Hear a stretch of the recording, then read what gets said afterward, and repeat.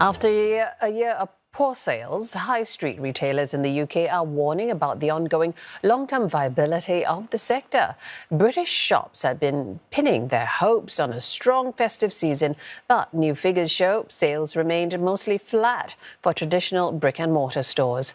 With a stagnant economy and a cost of living crisis, there's now growing concern that the government's recent budget is going to put more financial pressure on retailers. John Bevir reports. James Steele opened this shop with his wife 18 months ago. Selling nostalgic and historic collectibles, it's proved very popular with locals here in southwest England.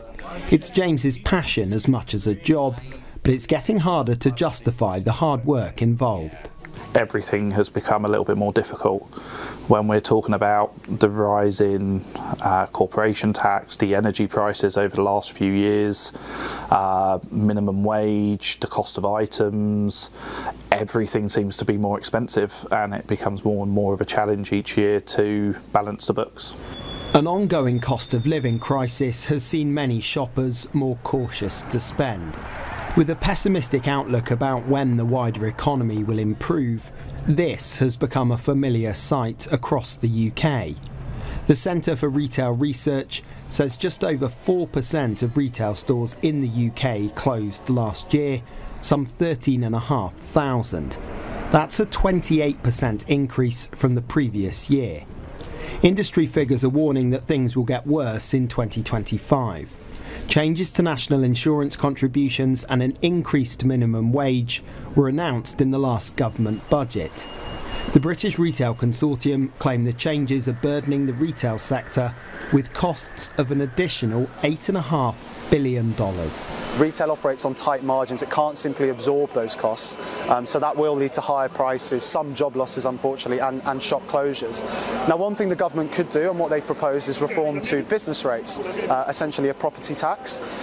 This has been a system which has long burdened the industry, limited investment in stores and high streets. We need to ensure that that reform leaves no shop paying more, and ultimately the whole industry is better off as a result of that reform.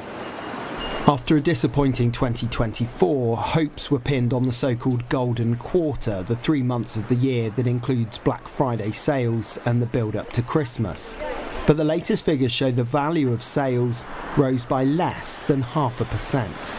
Online shopping fared better and now accounts for just over a quarter of all retail sales in the UK. That's double what it was 10 years ago. With things like expensive parking or public transport costs versus many retailers offering free delivery, internet sales are forecast to keep growing, which will continue to squeeze the high street. Retail accounts for almost 10% of all jobs in the UK, but job losses in the sector have risen steadily over the past 4 years. For people like James, time could be running out. We have a 3-year lease, but at the end of that 3 years we're already planning to go online. The main reason being is the cost of having a bricks and mortar shop is just too great. It's just too difficult. Calls are growing for the government to offer some financial relief to struggling high street retailers, but in a flat economy with very little in the way of spare funds, there are no promises of help to keep the doors open. John Bevir, CNA, Bristol.